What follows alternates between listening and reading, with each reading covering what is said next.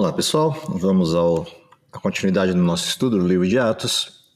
Já percorremos aí a introdução, o começo da história dos Atos dos Apóstolos, e apenas como lembrança, como revisão, o capítulo 1, a gente vê a ascensão de Jesus, o início do ministério apostólico pós-ascensão de Jesus, e o capítulo 2, propriamente dito, descreve esse início com o derramamento do Espírito Santo, o poder manifesto entre os discípulos, o início da primeira grande pregação, nesse caso a pregação de Pedro, feita no templo, a tradução para as múltiplas línguas apresentadas pelos discípulos e o primeiro grande conjunto de resposta de novos discípulos, de novos crentes à igreja cristã, a partir deste evento, deste episódio do derramamento do Espírito Santo e da fala das múltiplas línguas apresentadas pelos discípulos naquele contexto. Do capítulo 3 em diante, a gente começa a percorrer a história dos apóstolos e dos demais que foram se agregando ao formato da pregação do evangelho nessa fase inicial da igreja cristã. Parte interessante do estudo de hoje. O capítulo 3, ele tem uma divisão em 3 partes. O tema do capítulo 3 está dividido em 3 conjuntos principais. O primeiro deles, um grande milagre que acontece promovido por João e Pedro num contexto específico de visita ao templo.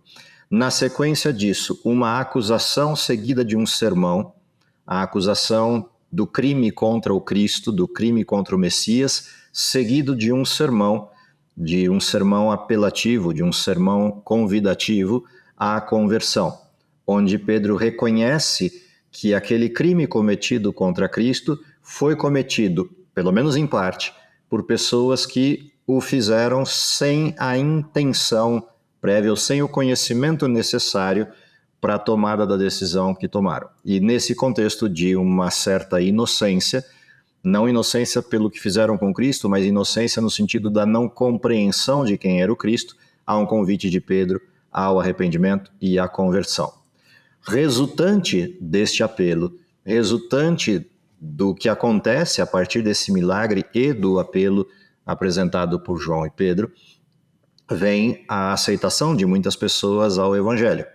E isso provoca novamente uma questão de ciúme presente entre os líderes religiosos da época. E aí vem a última parte, que já está dentro do bloco do capítulo 4, que é a prisão de João e Pedro e o seu encaminhamento para um julgamento diante do Sinédrio. Esse é o conjunto dessa parte da história que a gente vai observar nesse estudo de hoje. Começando pelo capítulo 3, o primeiro desses blocos, que é a apresentação desse milagre, traz algumas questões interessantes. Vamos na leitura sequencial, e aí, a partir da leitura, a gente vai pontuando algumas questões importantes. O texto, se você acompanhar na sua tradução, na minha diz assim: e Pedro e João subiam juntos ao templo à hora da oração, entre aspas, hora nona. E era trazido um homem que desde o ventre de sua mãe era coxo, o qual todos os dias punham à porta do templo, chamada de Formosa, para pedir esmola aos que entravam. O qual, vendo a Pedro e a João, que iam entrando no templo, pediu que lhe dessem uma esmola. Pedro e João, fitando os olhos dele, Pedro com João, fitando os olhos dele, disse: olha para nós. E ele olhou para eles, esperando receber alguma coisa. E disse então Pedro: não tenho prata nem ouro, mas o que eu tenho, isso eu te dou. Em nome de Jesus Cristo, o Nazareno, levanta-te e anda. E tomando-o pela mão direita, o levantou, e logo os seus pés e artelhos se firmaram. E saltando ele, pôs-se em pé e andou, e entrou com eles no templo, andando, saltando e louvando a Deus. E todo o povo viu andar e louvar a Deus. E conheciam-no, pois era ele o que se assentava a pedir esmola à porta formosa, e ficaram cheios de pasmo e assombro pelo que lhe acontecera. E apegando-se o coxo, que fora curado, a Pedro e João, todo o povo correu atônito para junto deles, ao alpendre chamado de Salomão. Esse é o primeiro relato, é o primeiro conjunto da história. O que é interessante nesse relato? Primeira coisa interessante nesse relato é que há um hiato. Se a gente olhar a história pregressa, há um hiato entre a ascensão de Jesus e o início de milagres. Há um vácuo na história, não descrito na história, que aparentemente tem um período de paralisação, de pausa na questão dos milagres, que até então aconteciam com Jesus e com os discípulos, parecem ter cessado durante um período de tempo até a ascensão de Jesus e na sequência desse processo, por mais algum tempo, até o início do ministério apostólico, até o início da missão. Isso nos suscita dois elementos interessantes de percepção. Primeiro, a função dos milagres neste contexto. E segundo, a não necessidade de perpetuidade dos milagres, não que Deus não possa executar milagres em qualquer época, em qualquer contexto, mas os milagres aqui, especificamente no ministério de Jesus e particularmente durante esse período da expansão do cristianismo, os milagres serviam de uma sustentação de que aqueles que estavam pregando a respeito do cristianismo, a respeito do Cristo, de fato eram pessoas que haviam estado com Cristo e tinham o mesmo poder, o mesmo dom manifesto no Cristo. E, portanto, os milagres aqui serviam de um atestado de que aqueles sujeitos eram, de fato, credíveis em relação ao Cristo que havia passado algum tempo antes pela Terra. E isso é interessante de observar, porque os milagres têm um processo de ascensão aqui, um processo de crescimento, e depois eles cessam. E cessam por uma razão simples. Os milagres deixam de ser, entre aspas, necessários para este fim. Eles ainda continuam ocorrendo de maneira esparsa por todo o mundo, até hoje. Mas eles já não são uma necessidade primária de atestado de quem é do Cristo. Porque o cristianismo se expandiu, o conhecimento a respeito da verdade bíblica se expandiu e hoje ele está disponível. Eu não preciso mais dos milagres para uma evidência sólida da fidelidade bíblica. Lembrando que a gente está falando de um período em que o acesso ao texto bíblico era bastante escasso, bastante restrito para as pessoas da época. Bem diferente do nosso contexto. Posto isso, o que mais chama atenção nesse bloco como referência histórica ou referência circunstancial da descrição desse milagre. Se você reparar, o milagre acontece dentro de um contexto temporal. Então, quando a gente observa isso, quando a gente presta atenção nessa questão temporal do milagre, é curioso que aparece uma hora que é uma hora que para a gente não é comum, pelo menos para nós no século XXI não é uma hora comum. Então, pensando nessa questão que está por trás do contexto do capítulo 3 e 4, quando esse milagre ocorre, primeiro, ele ocorre num lugar, que é o templo, e ali é dito que ele ocorre na hora nona. E aí, só para a gente lembrar, o tempo na estrutura judaica ele é dividido de hora em hora com referências a partir de um bloco, 6 e 7 da manhã até 6 da tarde, o que significa que a hora nona estamos ali por volta de 3 horas da tarde. Há 3 referências de oração típicas no modelo hebreu, uma oração feita pela manhã às 9 horas, outra ao meio-dia e outra às 3 da tarde. Ou seja, estamos aqui no terceiro bloco de oração. E é neste horário que o texto descreve João e Pedro estavam no templo, estavam indo ao templo. E encontraram numa porta chamada de Porta Formosa um sujeito na mendicância, um sujeito paralítico, um coxo desde nascença e, consequentemente, vivia dependente de esmolas, dependente de ajudas que recebia das pessoas. 2 coisas curiosas sobre isso. Primeiro, essa porta, embora a gente não consiga necessariamente precisar no século XXI onde exatamente ficava essa porta, há alguns relatos que indicam que essa porta ficava à entrada do templo. Lembrando que o templo de Herodes está dividido em duas grandes estruturas, o templo propriamente dito, que é esse que está aí na figura que vocês veem, e fora disso uma outra construção com um grande pátio ao redor e um grande muro ao redor, fechando a parte externa do templo. Portanto, era uma construção imensa, uma construção enorme, essa versão do templo de Herodes. Na parte interna, que é essa parte menor, a porta de entrada estima-se ser já a porta chamada de Formosa, e ela dava para um pátio em específico, Ela fazia parte de um conjunto de 9 portas que davam acesso ao templo. E ela era inteira feita de bronze. Alguns atestam que ela foi doada por um sujeito de nome Nicanor, um cidadão da cidade de Corinto, e dava entrada ao pátio das mulheres e o pátio dos gentios, que também dava acesso ao gasofilácio, ao lugar onde se depositavam as ofertas no contexto do templo. O que é interessante aqui, independente da questão fiel ou não de a porta ser nessa localidade, exatamente nesse posicionamento, o fato é que há algo peculiar, e esse sim é verdadeiro, no sentido pleno. A porta dava acesso ao pátio das mulheres e dos gentios, e, portanto, é de entender-se por que esse coxo está parado nessa porta. Porque as pessoas que transitavam por ali, sejam gentios ou mulheres, eram pessoas que não teriam problema de ter ali um coxo, considerando que, se a gente lembrar na história do templo, o templo era um lugar onde o acesso deveria ser sem mácula. Daí o fato de ter uma porta específica para gentios, uma porta para mulheres e a porta para os outros acessos.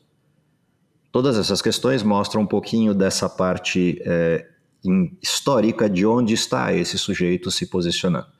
O fato é que, quando a gente observa a sequência do milagre, o que ocorre ali a gente tem a apresentação desse paralítico, desse coxo, se dirigindo aos dois pedindo esmola. E é curioso que Pedro vira para ele e pede para que ele olhe para eles. Por que este pedido em particular? Duas coisas estão presentes aqui. Uma delas é a necessidade de que ele veja com quem ele está falando, que ele entenda, que ele perceba com quem está falando. A segunda delas é que o coxo não levantava os olhos, afinal de contas sua condição era tão deplorável, seja pela mendicância ou pela sua condição de paralisia, era tão deplorável que ele tinha vergonha de olhar para as pessoas. Se a gente lembrar que o pecado era atribuído como causa direta para essas condições, frases típicas como a gente encontra na Bíblia, quem pecou, este ou seus pais, para que fosse cego, para que fosse assim, no caso dele, um coxo. Isso tudo causava um estranhamento. E é interessante, Pedro para e pede, olha para a gente. E quando ele olha, ele fala, não tenho dinheiro, não tenho prata, não tenho ouro, mas eu tenho algo que pode ser útil. Em nome de Jesus Cristo, você está curado, levanta e anda. E o texto diz que ele levantou, ele recobrou suas forças, e a hora que percebe que consegue andar, começa a pular, começa a cantar, começa a louvar a Deus, e segue os dois.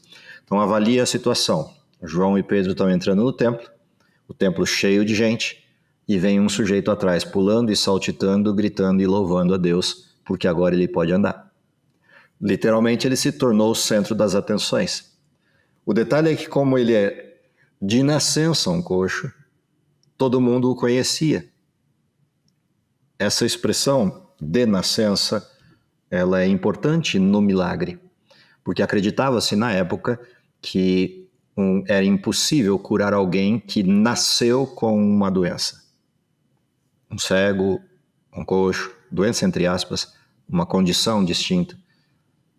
E por acreditarem assim, executaram um milagre sobre alguém que de nascença trazia um defeito ou uma doença, era algo impossível de acreditar. Portanto, o milagre adquire aqui uma proporção muito maior, como aquele milagre de Jesus quando curou um cego de nascença. Ou seja, a cura desse coxo não poderia ser contestada.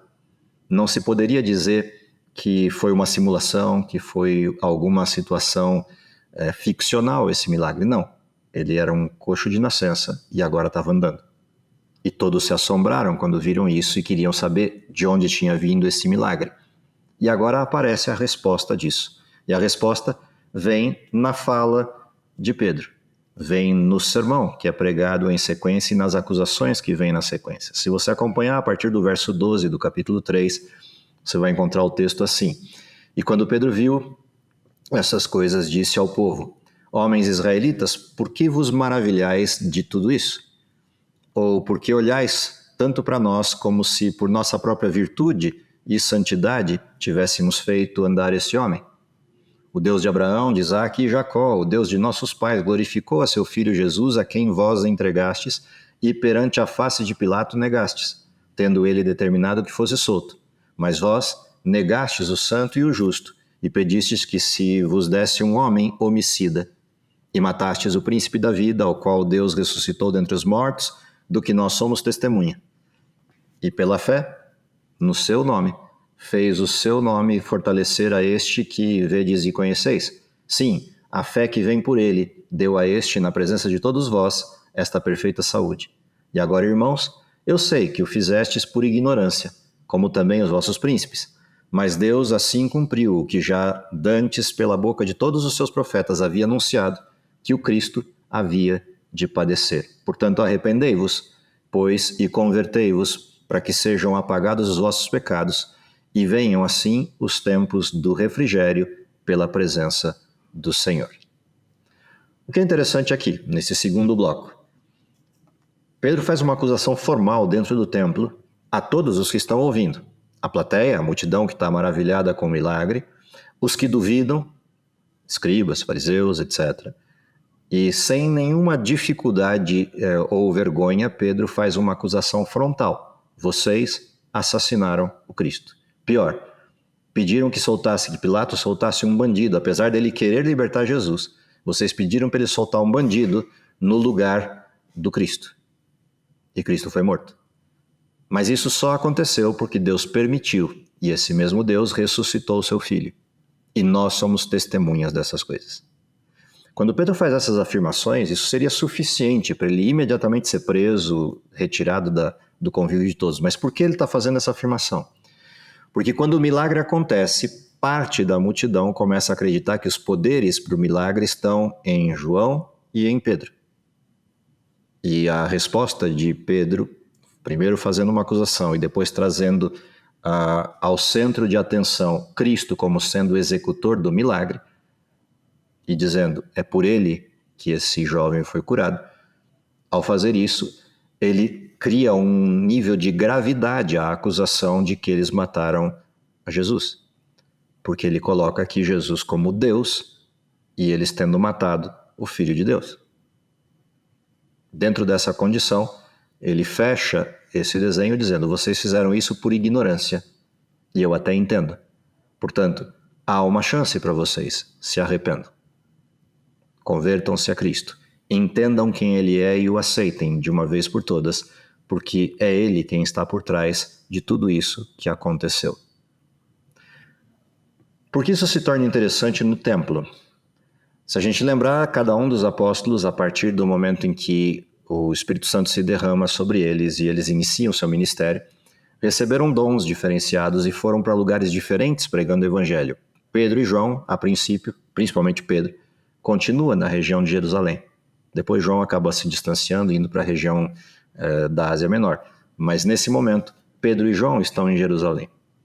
E estando em Jerusalém, começam a produzir uma movimentação em direção ao Cristo. Esse milagre que acontece aqui, atestando a partir da cura de um coxo de nascença, o que estava por detrás como poder de Cristo, cria uma comoção enorme na plateia. E agora a plateia passa a observar e tentar entender o que está acontecendo. A provocação inicial foi compreendida, a acusação foi recebida, agora a segunda parte, o sermão, passa a ter a atenção da plateia. E do que ele fala dentro desse sermão?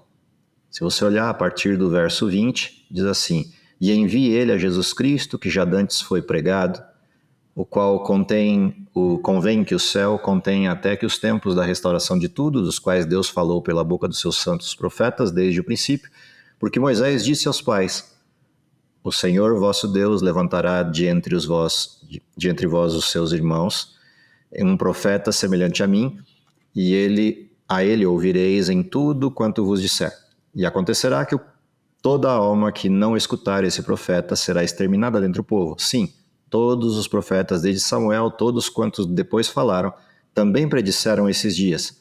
Vós sois filhos dos profetas e da aliança que Deus fez com os vossos pais. dizendo a Abraão: na tua descendência serão benditas todas as famílias da terra. Ressuscitando Deus a seu filho, primeiro enviou a vós, para que nisso abençoasse, no apartar a cada um de vós das vossas maldades. Ou seja, o que está na essência do sermão de Pedro? Na essência do sermão de Pedro está uma afirmação. Para que não houvesse nenhuma desculpa, Jesus vem primeiro aos seus. Vem primeiro àqueles a quem ele prometeu vir. O problema é que esses a quem ele prometeu o rejeitaram. Ele vem primeiro a esses para que as promessas feitas em todos os discursos proféticos anteriores se materializem, se confirmem. Ou seja, os profetas apontaram que Jesus viria para os seus e ele de fato veio. Os profetas apontaram que o que Jesus viria fazer e ele veio e fez exatamente o que prometeu. Viveu entre nós, cumpriu as profecias, foi morto e ressurreto. O que mais sobra? Sobra a esses que estão ouvindo no templo, ou acreditar ou rejeitar em definitivo. Se acreditarem, a salvação os alcança. E eles serão contados entre aqueles que estavam na promessa de Abraão. E a partir deles, benditas todas as famílias da terra. Se rejeitarem, terão perdido sua oportunidade e o evangelho seguirá para todos os lugares da terra. Mas eles terão perdido a sua salvação. Óbvio que esses dois elementos em sequência, ou seja, tanto o sermão quanto as acusações, produziram efeito. Tanto produziram que, se você virar a página para o capítulo 4, esse efeito suscitou perseguição. E aqui vem uma coisa interessante que o livro de Atos começa a retratar e vai ser recorrente daqui para frente. A pregação do evangelho cristão, ela nunca aconteceu num desenho pacífico, num desenho tranquilo. Todas as vezes que o evangelho é pregado e produz os seus efeitos em conversão, suscita em contrapartida acusações, perseguições, dificuldades. Ou seja, enquanto no mundo nós estivermos com a história do pecado presente, toda vez que se levantar a verdade, no lado oposto dela se levanta junto o desenho acusatório, se levanta junto o processo das perseguições. E aqui a gente vê isso evidenciado na vida desses dois sujeitos. O texto do capítulo 4 vai dizer: estando eles falando ao povo, sobrevieram os sacerdotes e o capitão do templo e os saduceus, doendo-se muito do que ensinavam ao povo, e anunciassem em Jesus a ressurreição dentre os mortos, e lançando mão deles, os encerraram na prisão até o dia seguinte, pois já era tarde. Lembrando, eles foram à hora nona para o templo, executaram um milagre, pregaram no templo, já era fim da tarde e eles foram presos. Muitos, porém, dos que ouviram a palavra, creram, e chegou o número desses homens a quase 5.000. E aqui vem uma coisa fantástica do que foi o impacto tanto da pregação quanto da sustentação que esse milagre produziu. 5.000 pessoas acreditando a partir desta acusação. Esse é um sermão esquisito. Como é possível pessoas se converterem pela acusação de assassinato? O detalhe é que a acusação fez menos eco do que a comprovação de que Jesus era de fato o Messias. A sustentação disso, seja no milagre da cura do coxo, seja na forma como o Espírito Santo agiu a partir da fala de Pedro para convencê-los da ressurreição, tudo isso junto, na conversa que corria entre as pessoas, levou à crença, e como resultado da crença, uma conversão em larga escala. Quando a gente olha a sequência do texto, diz: aconteceu no dia seguinte, reuniram-se em Jerusalém os principais anciãos e escribas, Anás, o sumo sacerdote, Caifás, João e Alexandre, e todos quantos havia da linhagem do sumo sacerdote. Ou seja, o mesmo grupo que julgou Jesus, condenou Jesus e crucificou Jesus. Pondo-os no meio, perguntaram: com que poder, ou em nome de quem vocês fazem isso? E Pedro, cheio do Espírito Santo, lhes disse: principais do povo e vós, anciãos de Israel. E é interessante isso aqui. Lembra que Pedro estava no pátio enquanto Jesus era julgado por Anás e Caifás. Quando Jesus era julgado e acusado por eles, e alguém chegou perto de Pedro para conversar com ele, dizendo: você faz parte do grupo que seguia Jesus. Pedro negou Jesus, primeiro uma vez de forma direta, saiu dali, numa segunda vez com alguns impropérios, na terceira vez com xingamentos e tudo que tinha direito, para demonstrar que não era parte do grupo que pertencia a Jesus. E agora acontece exatamente o oposto. Ele está diante da mesma plateia, do mesmo conjunto de julgadores, só que agora quem está sendo julgado é Pedro. E quando ele é perguntado em nome de quem, ele não hesita.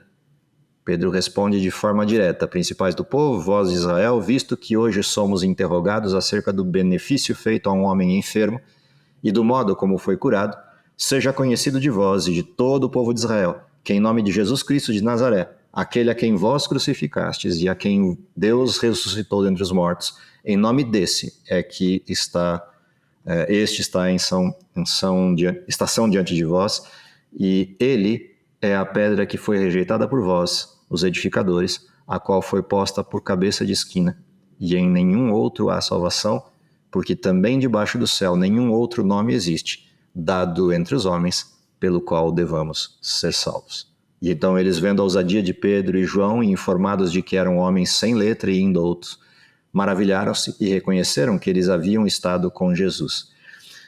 Essa é a parte que mais me chama a atenção no texto. Primeiro, o discurso preciso de Pedro, mas mais do que o discurso preciso de Pedro, a percepção que eles tiveram de que Pedro e João estiveram com Jesus.